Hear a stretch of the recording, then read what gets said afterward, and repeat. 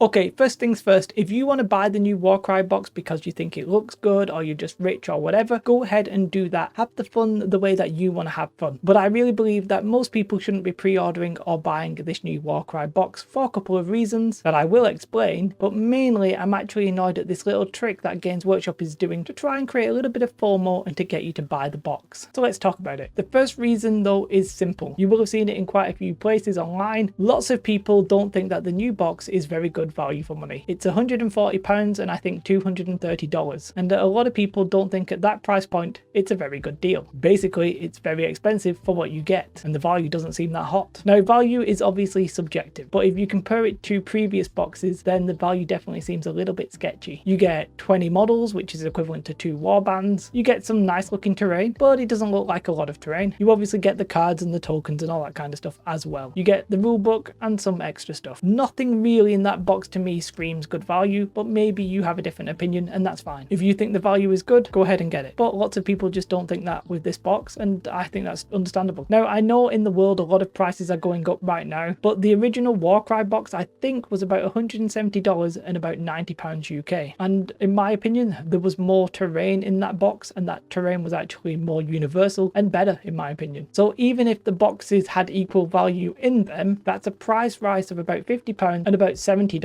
Is that really justifiable in the amount of time that's passed if you adjust for inflation? Like, I don't think so. That's literally over a 60% price increase, which is lunacy to me. Now, I know they probably think that this box won't sell as much, and they're right, but I think also because they're not making it as good value, so that's a little bit of a weird argument. Reason number 2 is a little bit up in the air in the minute, in that we don't know the full details. But really, it seems that the new rules are not all that different. The big new thing in the edition appears to be something called reactions, which I have to admit sounds pretty cool. It keeps you involved and it might make the game a little bit more balanced. There's 3 generic reactions which any warband will have access to, and then each warband will get their own. And I think that actually is a really solid addition to the game. But that literally might be everything. Now, we haven't actually seen the rule book yet, but on a Warhammer community post where they were talking about the big new rules additions to the game, they pretty much list 2 things. One of them being the reactions that we just spoke about, and the other being a change to campaigns, which I'm not really interested in campaigns, and if you are, maybe it is a good change, but that was it. The changes seem quite minor, which in a way I'm sort of happy for. It's a little bit bittersweet because the rules were quite good as they were. They didn't necessarily need to be messed around with, but then the question is, do you need to sell it like it's a new edition? This is basically like a 1.5 edition. Doesn't feel like a true second edition to me. I sort of feel like they could have sold this in just one book, maybe have the rule changes and the warband pricing and stuff like that, but I'm going to fully hold judgment off right now until we actually get the rule book in our hands and we actually know all of the rule changes. But I'm not going to pre-order anyway, but I wouldn't pre-order until I knew that. To be fair, on Saturday you'll actually see a lot of YouTubers